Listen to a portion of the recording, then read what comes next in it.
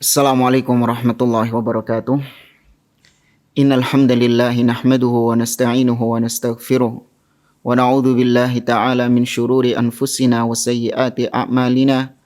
Man yahdihillahu fala mudhillalah wa man yudlil fala hadiyalah.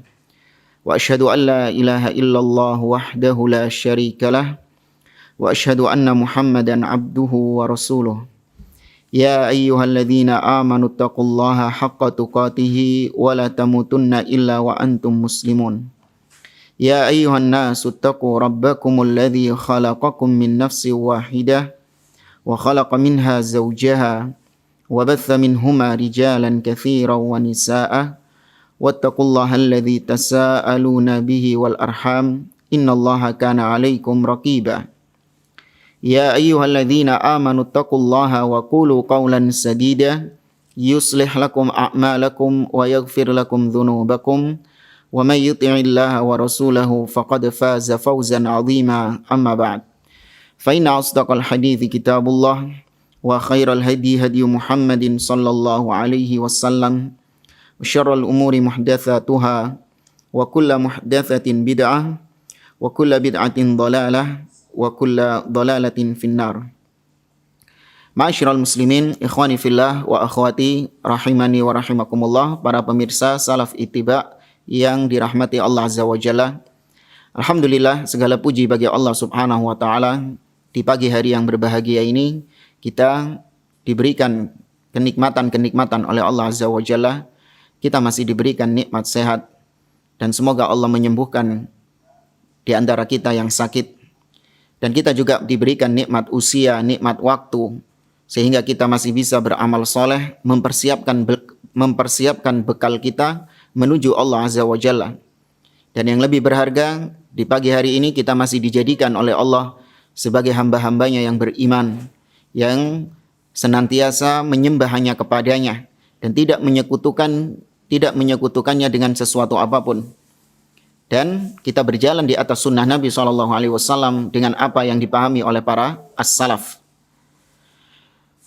Para jamaah rahimani wa rahimakumullah, kita di pagi hari ini melanjutkan kembali pembahasan kitab Ushulus Sunnah yang dikarang oleh Al-Imam Ahmad ibn Hanbal rahimahullahu ta'ala rahmatan wasi'ah dengan syarah dari Fadilatul Syekh Muhammad ibn Sa'id Ruslan hafizahullahu ta'ala.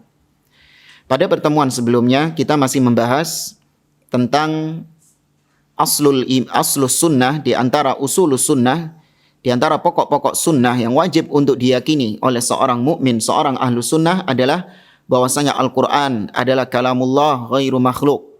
Al-Quran adalah kalamullah, firman Allah, dan bukan makhluk, bukan diciptakan oleh Allah Azza wa Jalla. Di pertemuan sebelumnya kita telah sampaikan dalil-dalil yang berkaitan dengan hal ini, dan kita sampai pada ucapan pensyarah yaitu Syekh Muhammad ibn Sa'id Ruslan tentang bagaimana Imam Ahmad rahimahullah ta'ala beliau menghadapi kaum Jahmiyah yang mereka meralat ucapannya, yang semula mengatakan Al-Quran makhluk kemudian dirubah oleh mereka dengan kamuflase untuk mengecoh, untuk menyesatkan sebagian kaum muslimin. Mereka merubah dengan mengatakan lafzi bil Qur'ani makhluk, bacaan Al-Qur'anku adalah makhluk.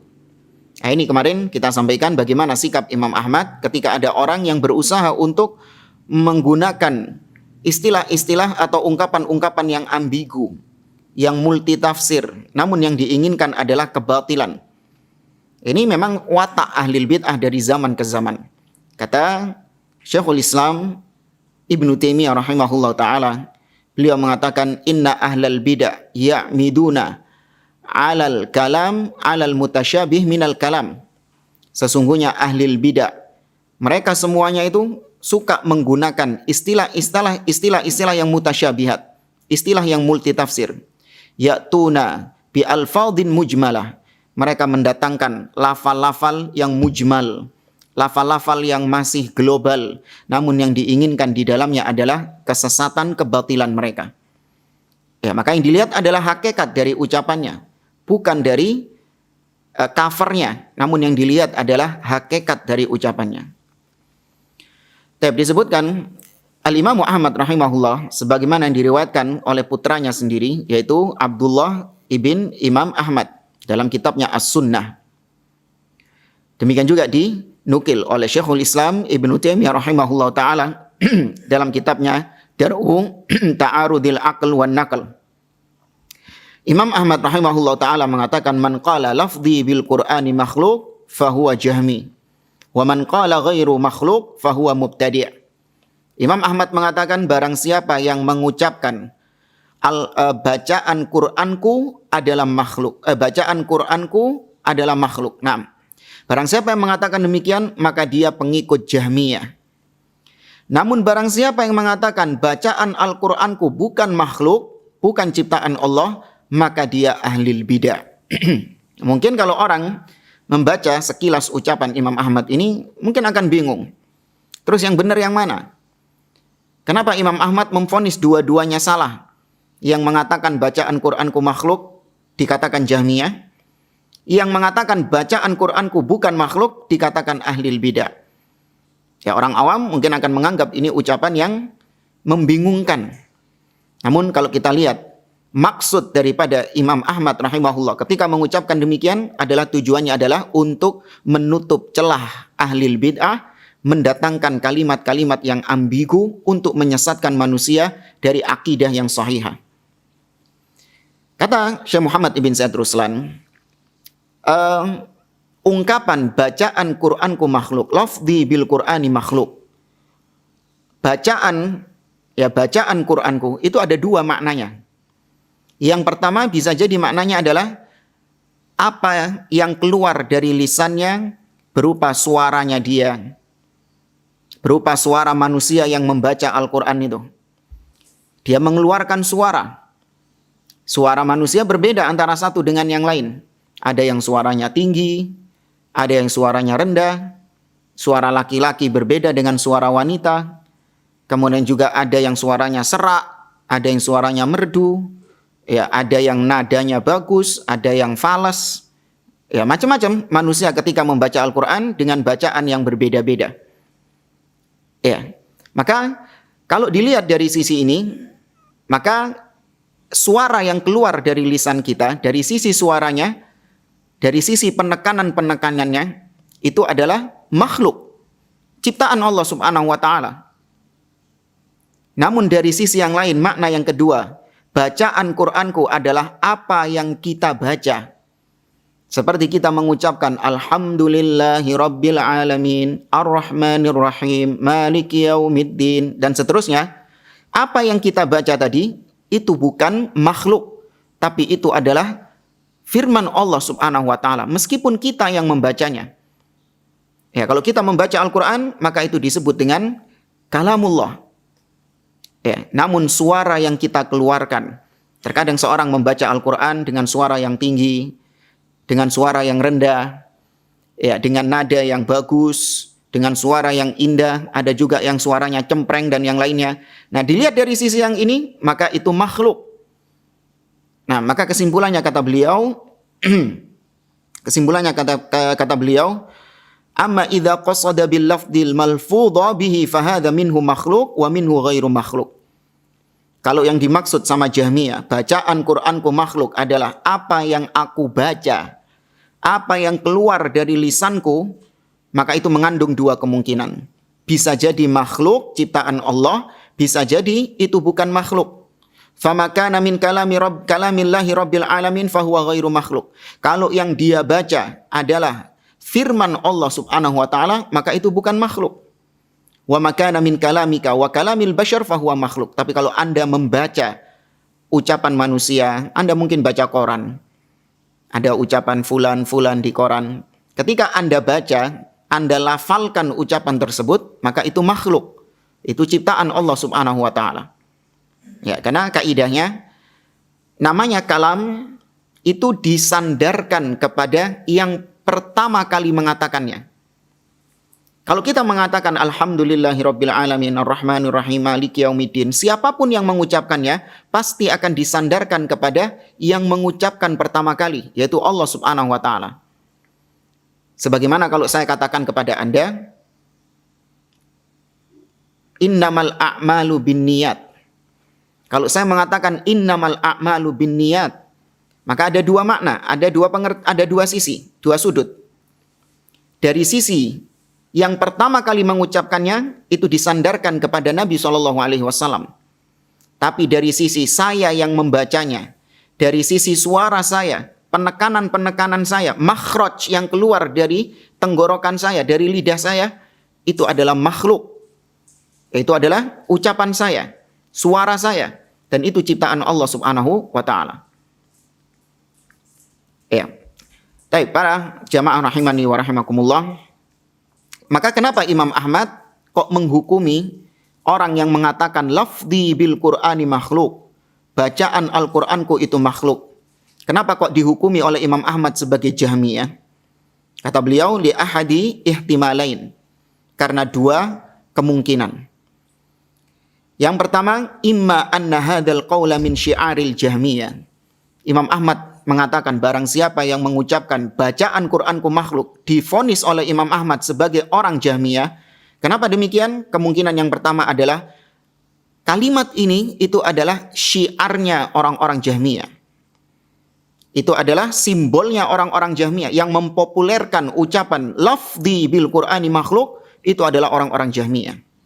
Faka'annal Imam Ahmad yaqul idza sami'ta ar-rajul yaqul lafzi bil Qur'ani makhluk fa'lam annahu jahmiyun li'anna hadha sara syi'aran alaihi. Seakan-akan Imam Ahmad mengatakan, kalau Anda mendengar ada seseorang yang mengatakan bacaan Qur'anku makhluk, maka ketahuilah dia pengikut Jahmiyah. Karena ucapan itu tidak diucapkan kecuali oleh orang-orang Jahmiyah. Karena itu adalah syiar mereka. Mereka yang mempopulerkannya. Ya. Wa imma an yakuna dzalika hina yuridul qail bil lafzi al malfudha bih wa hadha aqrab li anna al imam Ahmad nafsahu fassarahu qala man qala lafzi bil Qur'ani makhluk yuridul Qur'an fa huwa jahmi.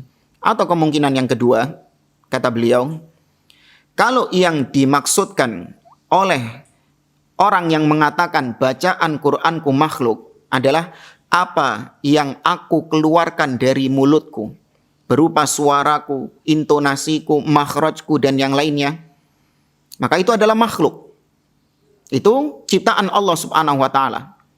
Namun kata beliau tetap memvonis ucapan seperti itu sebagai Jahmiyah disebabkan itu adalah syiar mereka dan mereka punya keyakinan bahwa Al-Quran itu makhluk. Maka dikembalikan kepada akidah mereka yang pertama, keyakinan mereka yang pertama, Al-Quran itu makhluk. Dari sini diambil, kata para ulama, bolehnya kita ini menghukumi niat seseorang berdasarkan apa yang memang sudah ada pada dirinya sebelumnya. Kita boleh menghukumi niat seseorang. Seperti misalnya Imam Ahmad. Ketika ada orang yang mengatakan lafzi bil Qur'ani makhluk, Imam Ahmad langsung memvonis yang kau maksud adalah Al-Quran makhluk. Niatmu mengatakan lafzi bil Qur'ani makhluk, bacaan Qur'anku makhluk. Imam Ahmad memvonis niatmu mengucapkan itu adalah, yaitu kau menegaskan bahwa Al-Quran itu makhluk. Ini dibolehkan.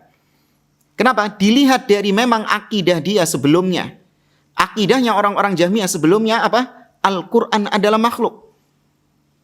Untuk mendekatkan pemahaman, bolehnya menghukumi niat seseorang karena dilihat dari kebiasaan sebelumnya, yaitu seperti misalnya Anda mendapati ada seorang yang Anda kenal, dia ini preman. Anda kenal orang ini adalah memang residivis. Melbu metu penjara, masuk keluar penjara dia. Berkali-kali dia keluar penjara dengan kasus pencurian, perampokan, pemerasan, dan yang lainnya. Dia adalah orang kriminal. Kemudian Anda melihat orang ini jam 12 malam, dini hari, dia mondar-mandir di sekitar perumahan. Ya, Anda pantau dia dari CCTV. Orang ini yang Anda kenal sebagai kriminal, residivis, dia mondar-mandir di perumahan. Apa yang Anda pikirkan ketika Anda mendapati orang ini mondar-mandir di perumahan jam 12 malam? Anda pasti akan menangkap orang ini, manggil satpam dan menangkap orang ini. Padahal dia belum melakukan kejahatannya. Ketika ditangkap, orang ini mengatakan, Bagaimana kau tahu? Bagaimana kau bisa mengetahui niatku? Kau menuduh aku mau mencuri. Karena Anda ketika menangkap dia, Anda akan mengatakan kau mau mencuri. Dengan bukti kau mondar-mandir dan dengan bukti kau memang terkenal, track recordmu ini adalah seorang kriminal. Meskipun dia belum melakukan pencurian, Anda sudah bisa menghukumi niatnya dia dilihat dari kebiasaan-kebiasaan sebelumnya. Nah, itu dibolehkan.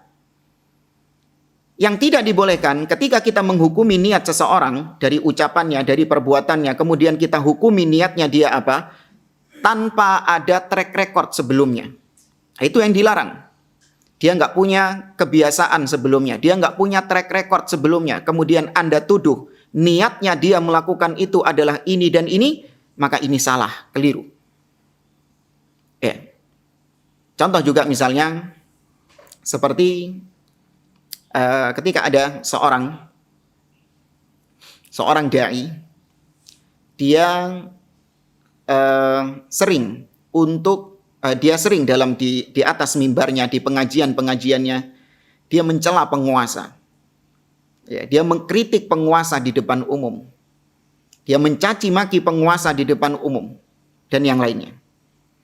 Kemudian Anda mengatakan bahwa niatnya dia mengkritik penguasa di depan umum adalah untuk melakukan pemberontakan kepada penguasa. Padahal dia hanya sekedar mengkritik penguasa di depan umum. Namun Anda bisa memvonis dia ingin melakukan. Tujuannya dia mengatakan demikian, mengkritik penguasa di depan umum, tujuannya adalah untuk pemberontakan. Kenapa bisa Anda tuduh dia seperti itu? Kenapa bisa Anda pastikan niatnya dia seperti itu? Karena dilihat dari track recordnya dia. Dilihat dari akidahnya dia. Dia memang memiliki akidah seperti itu. Tidak lagi menganggap penguasa, tidak lagi menganggap pemimpin sebagai waliul amr. Maka ketika dia mencela penguasa, boleh Anda katakan niatmu mencela penguasa tidak lain tidak bukan adalah untuk memberontak kepada penguasa. Itu dibolehkan di dalam agama sebagaimana yang dicontohkan oleh Imam Ahmad rahimahullah ta'ala. Imam Ahmad ketika mendengar ada orang mengatakan lafzi bil Quran makhluk, bacaan Al-Quranku makhluk, langsung divonis sama Imam Ahmad, tujuanmu mengatakan demikian yaitu Al-Quran untuk menegaskan bahwa Al-Quran makhluk. Nah, ini beberapa faedah yang bisa kita ambil dari ucapan Imam Ahmad.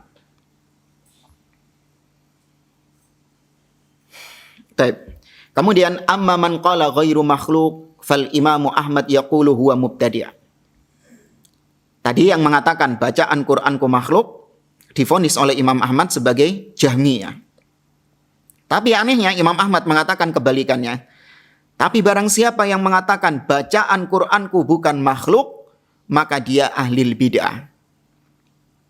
Kenapa demikian? Kata beliau, li'anna hadza ma uhida minas salaf wa ma kanu yaquluna mithla hadzal qaul. Karena ucapan bacaan Quranku makhluk itu enggak dikenal oleh para salaf, para sahabat, para tabi'in, para tabi'ut tabi'in dan imam-imam setelahnya. Mereka enggak pernah mempopulerkan istilah bacaan Quranku makhluk, memunculkan ungkapan bacaan Quranku makhluk. Maka ketika dimunculkan bacaan Quranku bukan makhluk, ya ini yang sedang kita bahas, bacaan Quranku bukan makhluk, itu nggak pernah diucapkan oleh para salaf. Maka ketika dimunculkan, maka berarti itu perkara yang baru di dalam agama. Karena para salaf sudah mengimani, meyakini bahwa kalamullah itu bukan makhluk. Al-Quran adalah kalamullah dan bukan makhluk. Itu yang berjalan di tengah para salaf. Maka ketika dimunculkan kalimat yang baru, bacaan Quranku bukan makhluk, ketika dimunculkan kalimat ini, maka berarti ini kalimat yang baru yang nggak dikenal oleh para salaf. Dari sini jamaah kita bisa mengambil pelajaran. Seorang itu ketika mau mengeluarkan suatu statement-statement yang baru, statement-statement yang nyeleneh, yang aneh, katakanlah, maka hendaklah dia pastikan dulu apakah ada salafnya yang mengatakan demikian. Apakah ada pendahulunya yang mengatakan demikian? Tentu salaf yang dimaksud adalah pendahulu dari kalangan salafus saleh, bukan pendahulu dari kalangan-kalangan ahlil bidah. Bukan yang dimaksud salaf di sini adalah tokoh-tokoh Jahmiyah, tokoh Mu'tazilah, tokoh Asy'ariyah, bukan. Tapi yang dimaksud salaf di sini, pendahulu di sini adalah yaitu para salafus saleh, tiga generasi terbaik yang paling utama. Maka kalau kita lihat dai-dai di zaman sekarang, naudzubillah, memunculkan ungkapan-ungkapan yang baru yang belum pernah ada salaf sebelumnya. Kalaupun ada, maka salafnya mereka adalah ahlil bid'ah. Namun dengan bersamaan dengan itu, mereka masih mengatakan bahwasanya mereka ini adalah dai-dai salaf, dai-dai salafi di atas manhaj salaf. Namun statement-statement mereka tidak pernah diucapkan oleh para salafus saleh. Ini musibah bagi sebagian dai. Illa man rahimahullah. Yaquluna al-Qur'an kalamullah faqat. Para salaf dahulu mereka hanya mengatakan Al-Qur'an adalah kalamullah, selesai. Wa hadzal Qur'an alladzi unzila ala Muhammadin sallallahu alaihi wasallam huwa kalamullahi haqiqatan la kalamu ghairi. Karena mereka tahu Al-Quran yang turun kepada Nabi Muhammad SAW itu adalah firman Allah, ucapan Allah secara hakiki, secara sebenar-benarnya. Itu bukan ucapan Nabi SAW, bukan ucapan Jibril, ya, dan bukan ucapan-ucapan makhluk. Namun itu adalah firman Allah dan Allah berucap dengan sebenar-benarnya ucapan.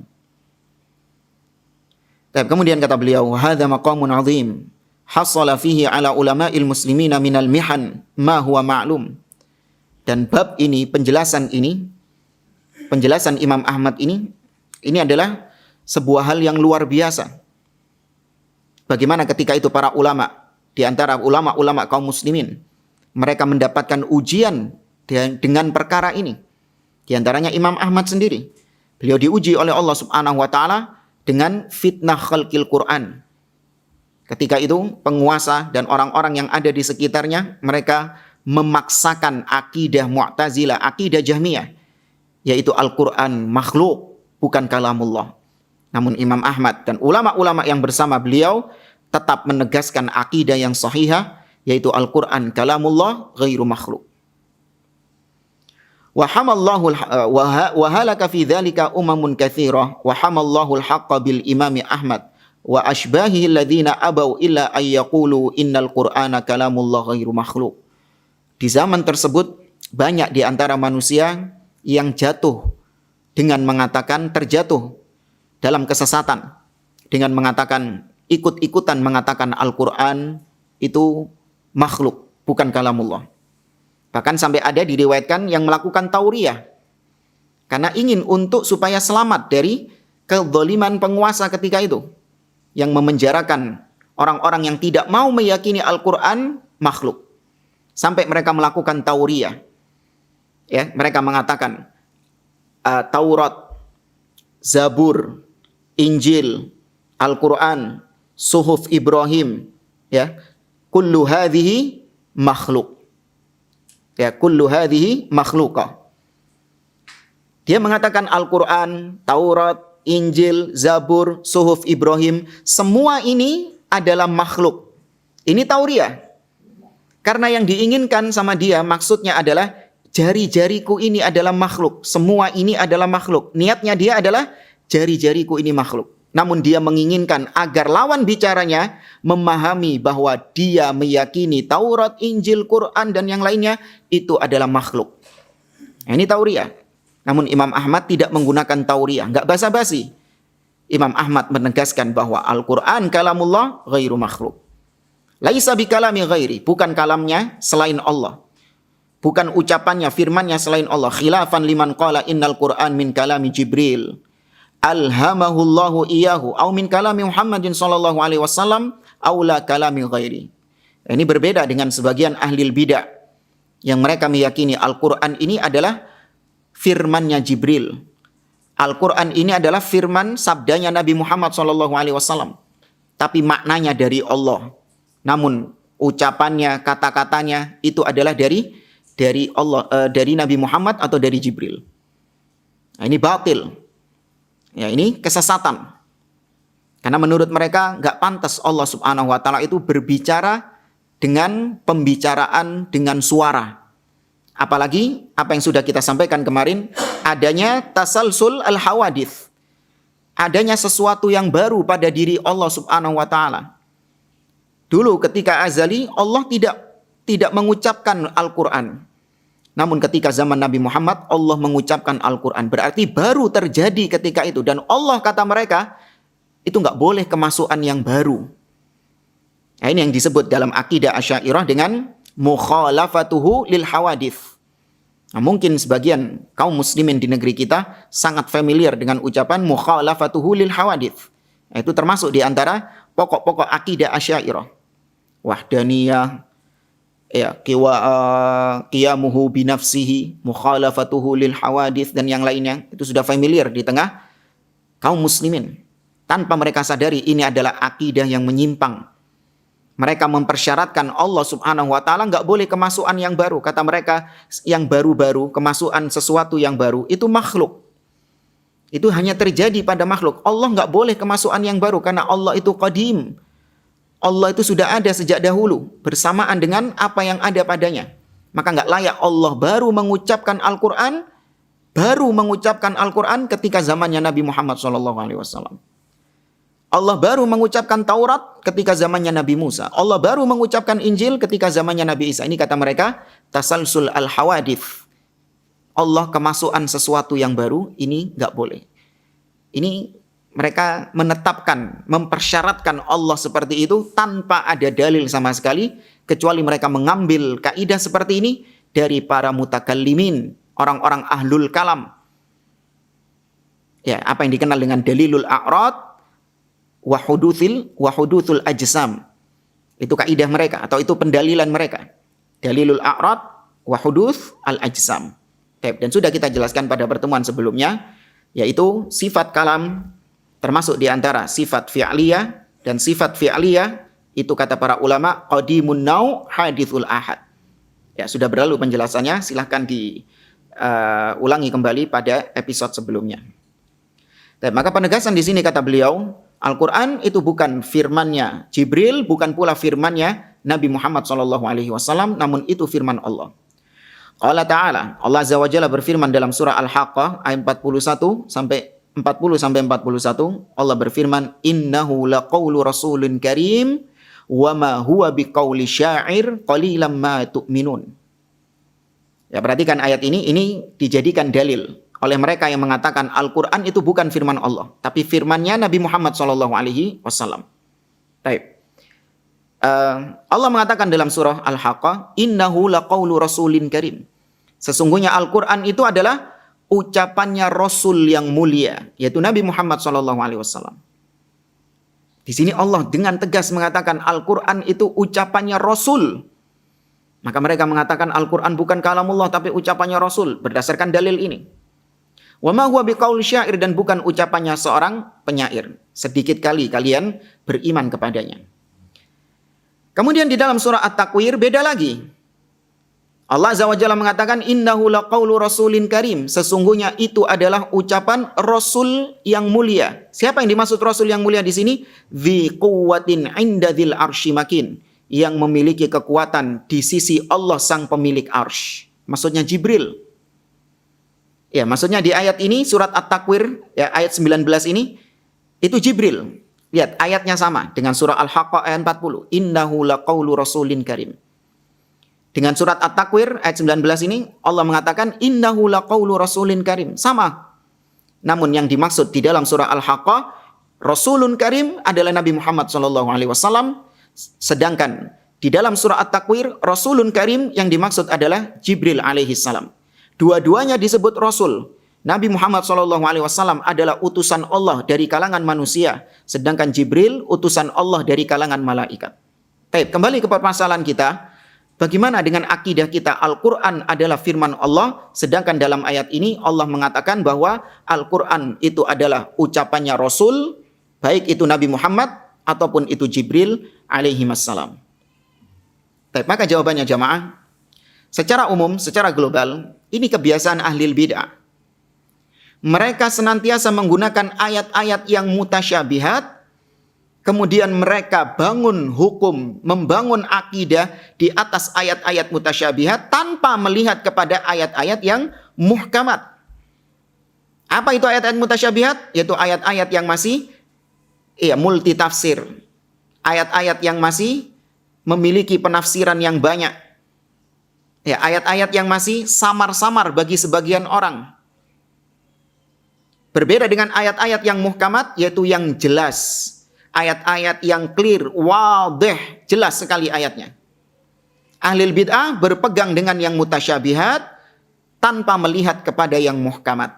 Allah sudah sinyalir ini di dalam surah Al-Maidah, surah Ali Imran.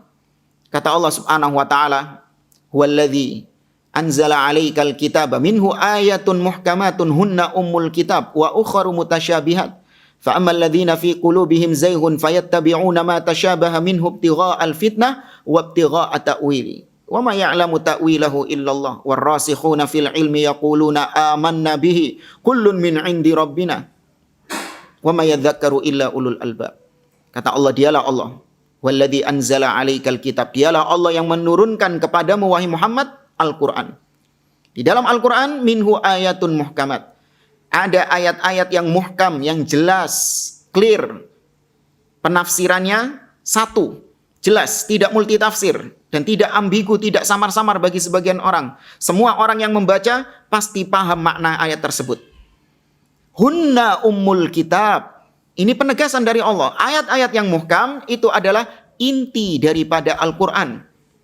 Wa ukharu mutasyabihat. Sedangkan ayat-ayat yang lain itu adalah sifatnya mutasyabihat. Samar-samar bagi sebagian orang. Namun tidak bagi para ulama. Ya, bagi sebagian orang samar-samar. Orang-orang yang kata Allah, fa ammal ladzina fi qulubihim zaygun. Adapun orang-orang yang memang hatinya ada penyakit, ada penyimpangan di dalam hatinya, mereka suka mengorek-ngorek ayat-ayat yang mutasyabihat untuk memunculkan fitnah-fitnah dan untuk menafsirkan Al-Quran dengan seenaknya sendiri. Sedangkan tidak ada yang tahu takwil daripada Al-Quran kecuali Allah, warrasikhuna fil ilmi, dan orang-orang yang dalam ilmunya, merekalah yang tahu bagaimana tafsir Al-Quran yang benar. Maka Ahlussunnah wal Jamaah, mereka ini ketika mendapati ayat-ayat yang mutasyabihat, mereka tarik maknanya kepada ayat yang muhkam, ayat yang jelas. Sebagaimana ini contohnya. Ini samar-samar. Bagaimana bisa Al-Quran dikatakan sebagai ucapan Nabi Muhammad SAW atau ucapan Jibril? Kok bisa ada kontradiksi di dalam Al-Quran? Nggak mungkin ada kontradiksi di dalam Al-Quran. Walau kana min indi ghairillah lawajadu fihi ikhtilafan katsira. Dua ayat ini, yaitu surah Al-Haqqah ayat 40 dan surah At-Takwir ayat 19, dua ayat ini sama-sama datangnya dari Allah Subhanahu wa taala. Lantas yang benar yang mana? Al-Quran ini ucapan Nabi Muhammad ataukah ucapan Jibril alaihi salam sallallahu alaihi wasallam? Ucapan Nabi Muhammad sallallahu alaihi wasallam ataukah ucapan Jibril alaihi salam? Mana yang benar? Maka kembali kepada surah Ali Imran tadi, warrasikhuna fil ilmi yaquluna amanna bihi kullun min indi rabbina. Orang-orang yang dalam ilmunya ketika mendapati ada ayat yang seakan-akan bertentangan, dan ini termasuk ayat-ayat mutasyabihat. Dilihat secara zahir seakan-akan bertentangan. Ayat ini menabrak ayat yang lain. Kalau Anda mendapati ayat-ayat seperti ini, tahan dulu. Jangan langsung dihukumi, oh yang benar ayat yang ini. Yang ayat yang ini yang enggak benar. Enggak. Tapi sikapnya orang yang berilmu, sikapnya orang yang beriman kepada Allah, amanna bihi. Kami beriman dengan kedua-duanya. Kami beriman dengan ayat-ayat tersebut. Kenapa? Kullun min indi rabbina. Semua ayat-ayat ini datangnya dari Rabb kami, datangnya dari Allah. Ayat yang seakan-akan Anda lihat tadi bertentangan, dua-duanya datang dari Allah dan dua-duanya hak, dua-duanya benar. Cuman kita saja ilmunya belum sampai ke sana sehingga kita nggak tahu bagaimana menjamakkan ya, dua ayat yang seakan-akan menurut akal kita itu bertentangan. Padahal kita meyakini tidak ada ayat-ayat yang bertentangan di dalam Al-Quran. Tadi Allah mengatakan dalam surah An-Nisa, afala yatadabbaruna al-Qur'an walau kana min 'indi ghairillah lawajadu fihi ikhtilafan katsira. Seandainya itu bukan dari Allah, maka kau akan mendapati banyak perselisihan di dalamnya. Namun kalau berarti kebalikannya, kalau bukan dari Allah itu banyak perselisihan, maka kalau dari Allah tidak ada perselisihan di dalamnya. Kembali kepada inti permasalahan. Itu tadi jawaban secara global. Bahwasanya ahli bid'ah kebiasaannya suka menunggangi ayat-ayat mutasyabihat dan meninggalkan ayat-ayat yang muhkamat. Padahal ada ayat yang muhkam. Ya, ada ayat yang muhkamah yang berkaitan dengan Al-Qur'an itu apakah firman Allah ataukah firmannya Nabi Shallallahu alaihi wasallam atau firmannya Jibril alaihi salam. Ada ayat yang muhkam yang menegaskan bahwa Al-Qur'an itu adalah firman Allah Subhanahu wa taala.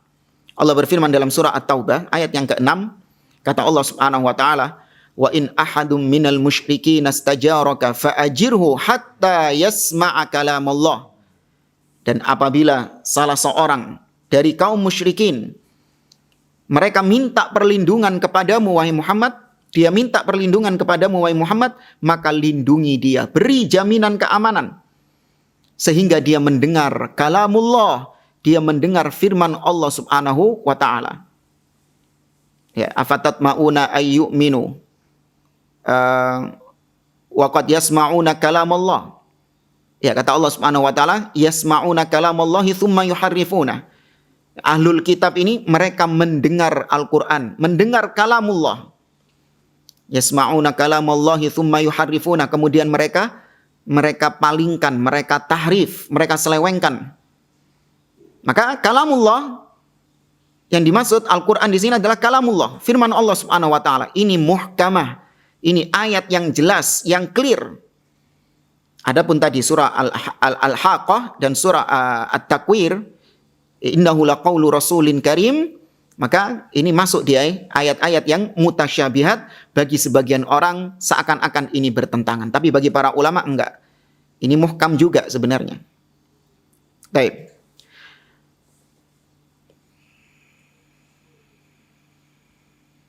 La yumkin antahmilal ayatain ala anna rasulain takallama bi haqiqatan. Maka dua ayat tadi, innahu laqaulu rasulin karim, yang ada dalam surah Al-Haqqah ayat 19 dan surah At-Takwir, surah Al-Haqqah ayat 40 dan surah At-Takwir ayat 19, dua ayat ini gak mungkin dibenarkan salah satunya dan disalahkan salah satunya. Gak mungkin. Anda mau pilih ucapan siapa? Ucapan Nabi SAW, berarti Anda konsekuensinya meniadakan kalau itu adalah ucapan Jibril. Kalau Anda memilih Al-Quran ini ucapan Jibril, maka konsekuensinya Anda harus membuang ayat tadi bahwasanya Al-Quran ini adalah ucapan Nabi Muhammad SAW. Dua ini tidak benar. Baik, maka dijelaskan oleh beliau. Wa innama auhahullah tabaraka wa ta'ala ila nabiyina Muhammadin sallallahu alaihi wasallam ballaghahu iyyahu Jibril alaihi salam fanusiba ila Jibril. Disebut Al-Qur'an ini adalah ucapan Jibril karena dari sisi Jibril yang menyampaikan wahyu Allah tersebut kepada Nabi Muhammad sallallahu alaihi wasallam. Ya, Jibril mendikte Al-Qur'an. Iqra bismi rabbikal ladzi khalaq. Itu diucapkan Jibril kepada Nabi Muhammad SAW. Ya, sebagaimana yang sudah ma'ruf, Nabi SAW ketika berada di Ghari Hira, didatangi oleh Jibril, kemudian didekap, seraya Jibril membacakan firman Allah, Iqra bismi rabbikal ladzi khalaq, dan seterusnya. Maka Jibril yang menyampaikan wahyu Allah itu kepada Nabi SAW. Maka dari sisi ini, dia disebut ucapannya Jibril, dari sisi Jibril yang menyampaikannya. Itu yang ada di dalam surah At-Takwir ayat 19. Kemudian dinisbatkan kepada Nabi Muhammad SAW karena Nabi SAW yang menyampaikan kepada umat manusia. Nabi yang menyampaikan kepada umat manusia. Jadi kalau untuk memudahkan pemahaman, seperti misalnya ada seorang ayah.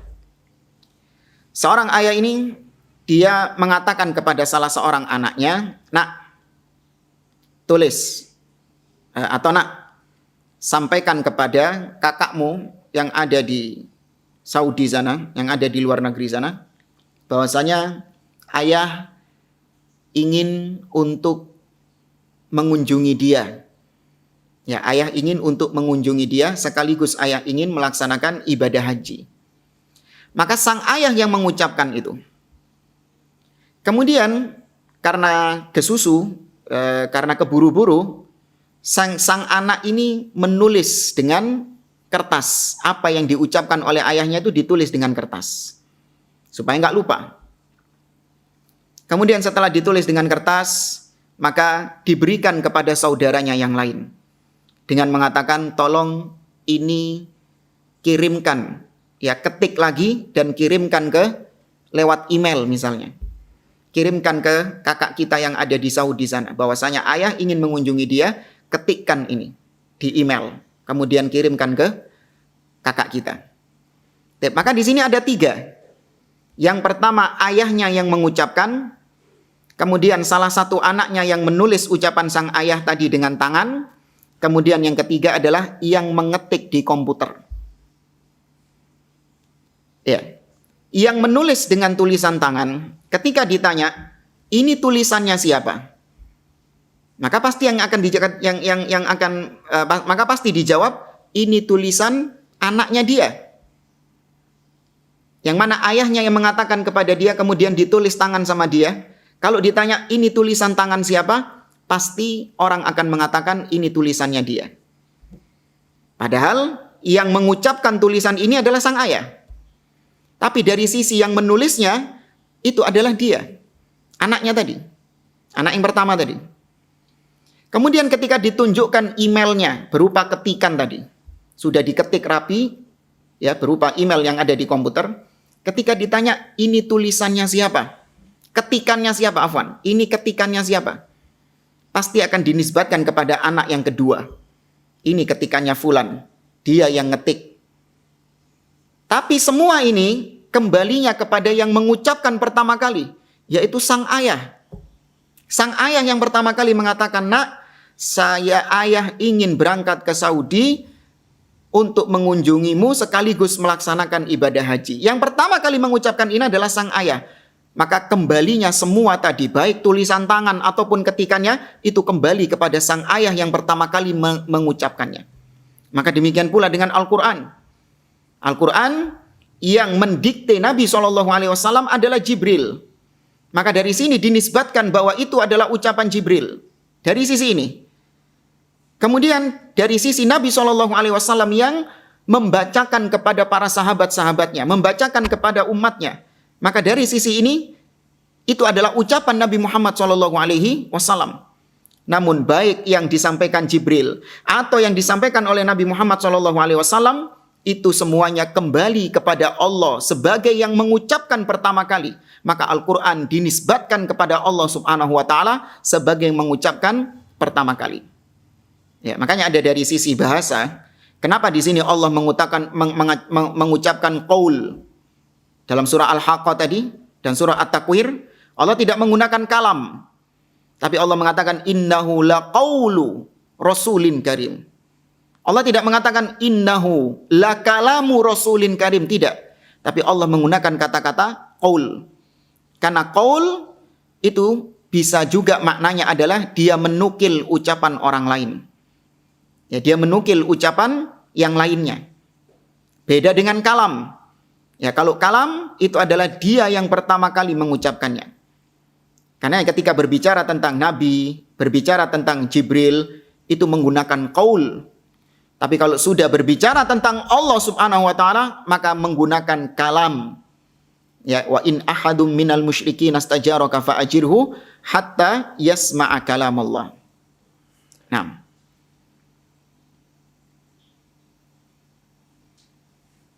Kemudian wa fin nihaya huwa kalamullahi munazzal. Pada ujungnya dari semua yang proses yang kita sampaikan, Jibril yang mendikte Nabi, kemudian Nabi yang menyampaikan kepada umatnya, ujung-ujungnya itu adalah kalamullah yang diturunkan oleh Allah.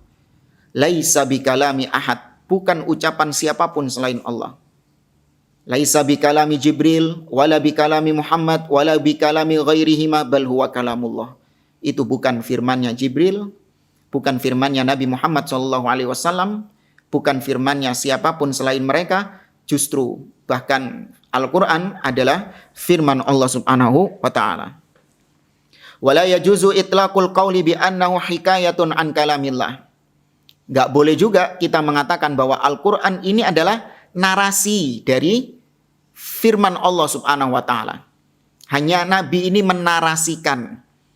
Ya, Allah tidak berfirman seperti itu, tapi dinarasikan oleh Nabi SAW secara makna.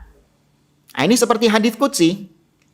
Ya, kalau hadits qudsi boleh didefinisikan seperti itu. Ya, maknanya dari Allah, namun Nabi yang menarasikan, kemudian dinisbatkan kepada Allah Subhanahu wa Ta'ala. Itu hadits qudsi. Tapi kalau Al-Quran, benar-benar Allah Subhanahu wa Ta'ala yang berfirman. Nabi tidak nambahi satu huruf. Nabi tidak merubah makna-makna yang ada di dalamnya dengan makna-makna yang lebih, yang menurut Nabi mungkin lebih mendekatkan pemahaman. Tidak. Nabi sampaikan apa adanya. Tidak menambahi huruf, tidak merubah harokat, ya, tidak mengurangi ayat, tidak.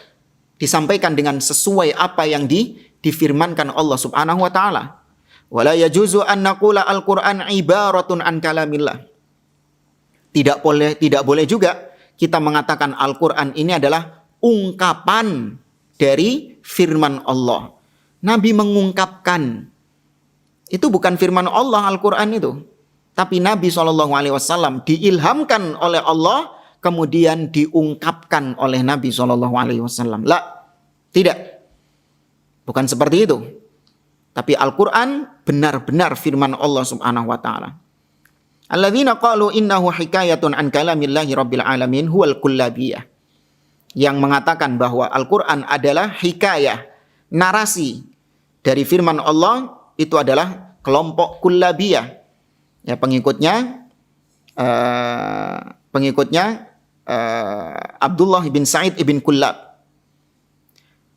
Ya, walladzina qalu innal qur'ana ibaratun an kalamillahi rabbil alamin humul asy'ariyah. Sedangkan yang mengatakan Al-Qur'an adalah ungkapan dari firman Allah, kalamullah, dan bukan kalamullah yang hakiki, itu adalah kelompok Asy'ariyah.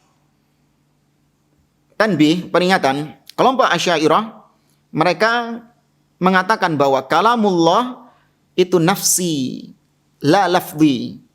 Kalamullah itu adalah kalamun nafsi, yaitu kalau bisa kita terjemahkan bahasa jiwanya Allah Subhanahu wa Ta'ala.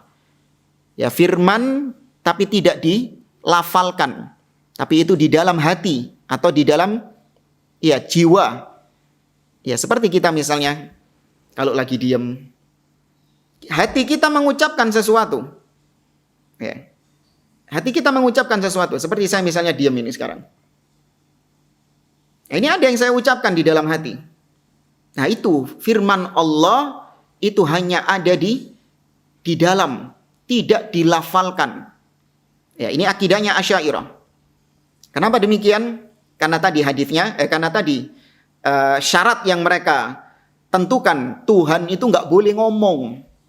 Nggak tahu syarat dari mana ini. Mereka mempersyaratkan Allah itu nggak boleh berbicara dengan suara, nggak boleh berbicara dengan hakiki.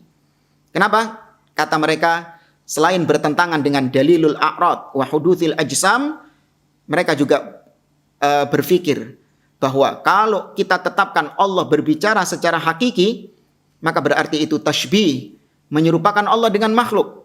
Karena makhluk juga berbicara secara hakiki dengan suara yang didengar oleh lawan bicaranya.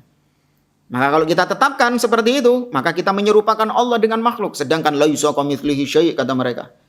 Tidak ada yang sesuatu yang serupa dengan Allah Subhanahu wa Ta'ala. Maka ditakwil sama mereka. Kalamullah nafsi, yaitu bisikan hatinya Allah Subhanahu wa Ta'ala. Bisikan jiwa, tidak dilafalkan, tidak diungkapkan atau tidak diucapkan oleh Allah Subhanahu wa Ta'ala. Ya. Maka jemaah, mereka ini niatnya baik. Mereka tidak mau menetapkan Allah berbicara secara hakiki, khawatir nanti mereka menyamakan Allah dengan makhluk yang berbicara.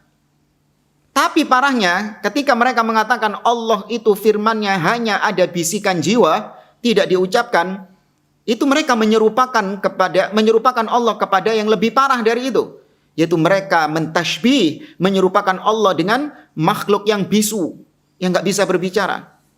Saya tanya kepada Anda, orang bisu yang nggak bisa berbicara, apakah dia masih bisa berbicara dalam hatinya? Tentu bisa. Maka kalau Anda takut menyamakan Allah dengan makhluk yang bisa berbicara, maka Anda lebih parah berarti. Anda menyamakan Allah dengan makhluk yang bisu. Karena makhluk yang bisu, mereka juga bisa mengucapkan ucapan-ucapan yang ada di dalam hati mereka. Nah,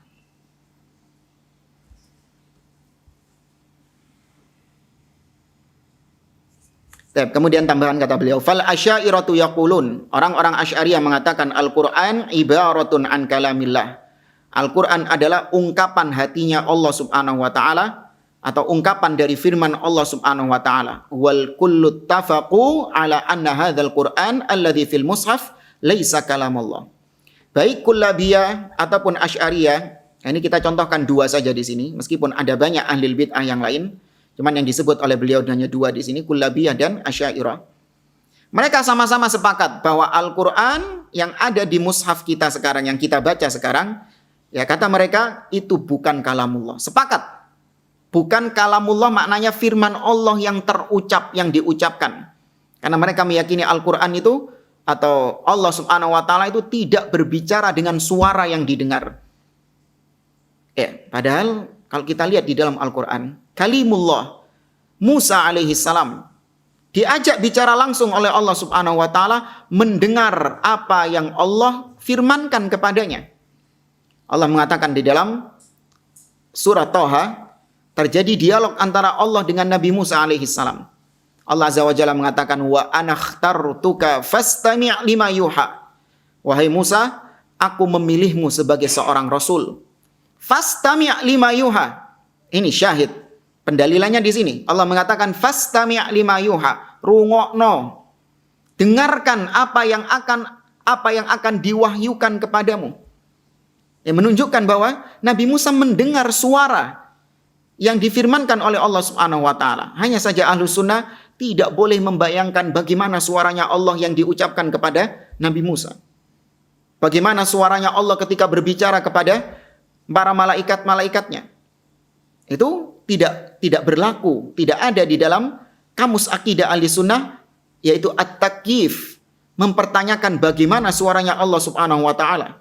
Yang pasti Allah tidak sama suaranya dengan makhluk, kalamnya Allah tidak sama dengan kalamnya makhluk, namun kita meyakini Allah berbicara dengan hakiki, dengan pembicaraan yang sebenarnya yang didengar oleh lawan bicaranya dan ditulis dengan huruf.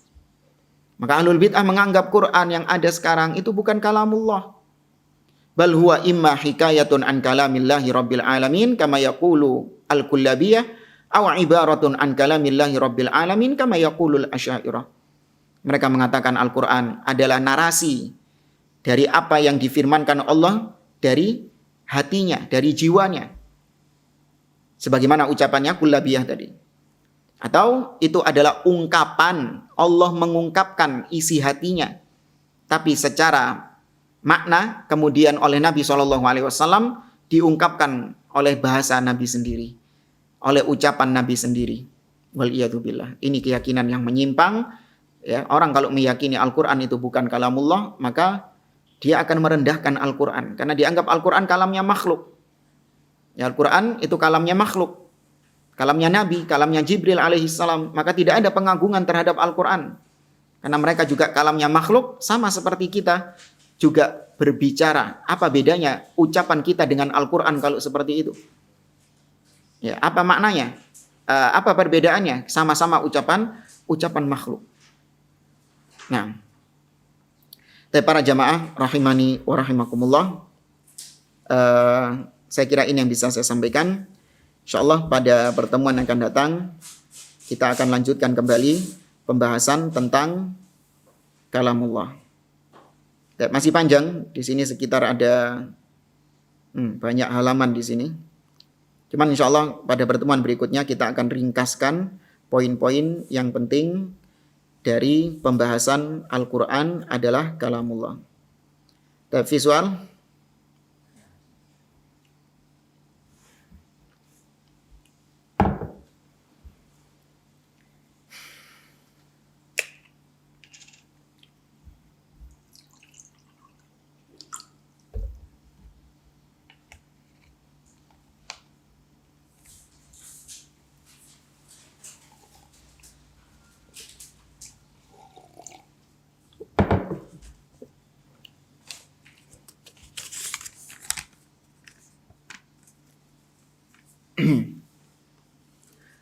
Baik, di sini ada pertanyaan, apa pendapat antum tentang Jumat berkah? Adakah dalil atau nasnya? Ya, ucapan Jum'ah Mubarakah yang diucapkan oleh sebagian kaum muslimin di setiap hari Jumat, ini termasuk bid'ah di dalam agama. Disebabkan karena para sahabat Nabi SAW, ya, mereka mengetahui bahwa hari Jumat adalah hari yang berkah. Para tabi'in, para ulama-ulama setelahnya, mereka mengetahui hari Jumat adalah hari yang Allah berkahi. Hari yang dimana di situ diperintahkan untuk banyak bersolawat kepada Nabi SAW dan keutamaan-keutamaan yang lain. Sore hari selepas sholat asar adalah waktu yang mustajab seorang muslim untuk berdoa kepada Allah Subhanahu wa taala. Kita tidak mengingkari bahwasanya hari Jumat adalah hari yang istimewa, banyak keutamaan-keutamaan di dalamnya. Namun menjadikan ucapan Jum'ah Mubarakah sebagai tahniah, sebagai ucapan-ucapan yang dengannya seorang membiasakan itu di setiap Jumat.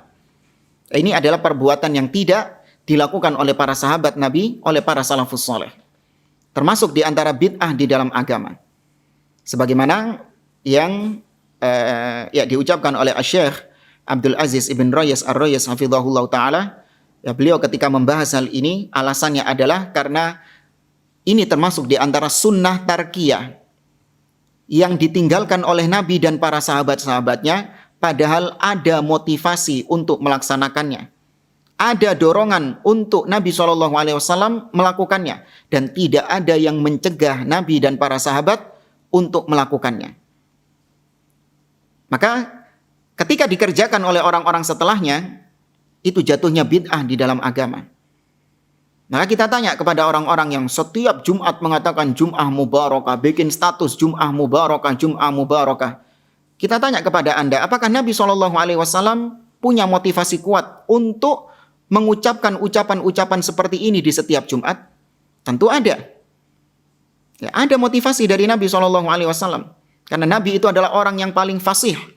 Nabi tidak pernah melewatkan suatu amal soleh kecuali Nabi ajarkan itu kepada para sahabat-sahabatnya. Seandainya ucapan Jum'ah Mubarakah ini adalah suatu hal yang baik, maka Nabi pasti akan mengajarkannya. Ada motivasi dari Nabi SAW. Beliau adalah orang yang paling semangat untuk mengajarkan kebaikan. Kemudian yang kedua, tidak ada yang menghalangi Nabi untuk mengucapkan Jum'ah Mubarakah.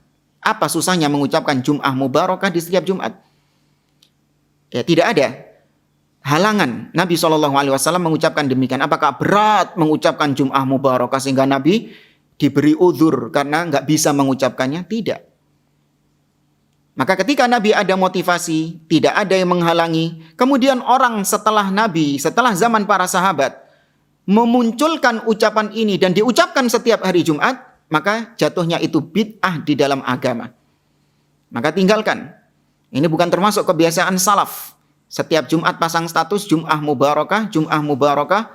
Ini bukan kebiasaan para salaf. Nah, hadza wallahu a'lam bishawab. Cukup? Tapi ini yang bisa saya sampaikan. Wallahu ta'ala a'lam. Wa sallallahu ala nabiyyina Muhammad wa ala alihi wa sahbihi ajma'in. Wa akhiru da'wana anil hamdulillahi rabbil alamin. Wassalamualaikum warahmatullahi wabarakatuh.